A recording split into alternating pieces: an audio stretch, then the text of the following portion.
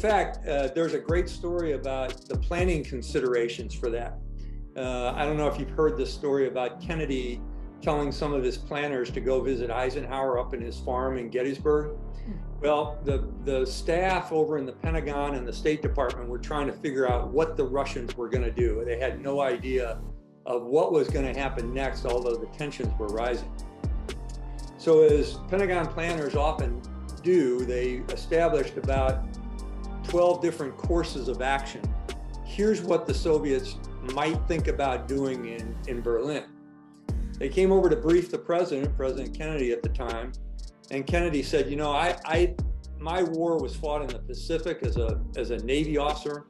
He says, but our former president really knows this ground, and he might have some really interesting thoughts on what you all are saying we should be planning for. So he ordered the planners from the Pentagon to go up to Gettysburg and talk to President Eisenhower at his farm. After they presented several hours of what they thought might happen, the former president said, I don't know which one of these things could occur, but any of them might. He said, but what you all have established is the most important commentary on a modern military approach, and that is the plan is nothing, but planning is everything.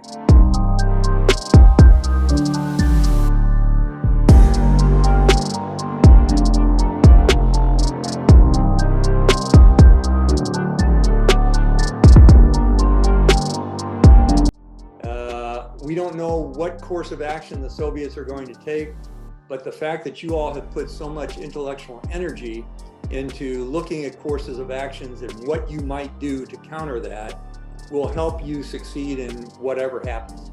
Sight of the enemy's watchtowers. For this field is at the edge of a city whose outer perimeter is defined by barbed wire and across whose face runs a wall of stone, dividing the city in two, etching it indelibly on the consciousness and the conscience of the world. Well, in that date in 1961, when the wall started going up, that was one of the things that the planners had not anticipated.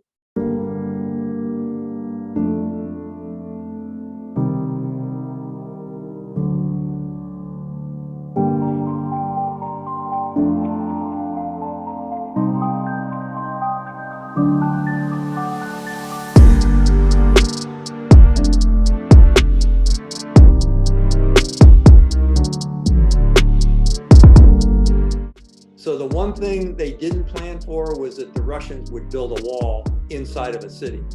But it helped them adapt very quickly, as you've seen some of the photographs from that period of time, where they were able to push some forces into some of the main checkpoints and at least counter the Russian moves during that time. But I think that might be an interesting story of how this all started.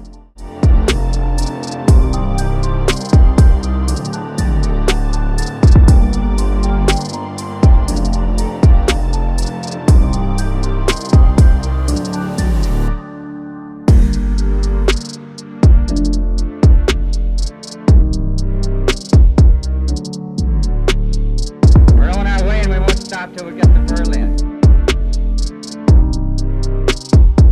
There were other strange happenings too, spontaneous acts of high-spirited foolishness.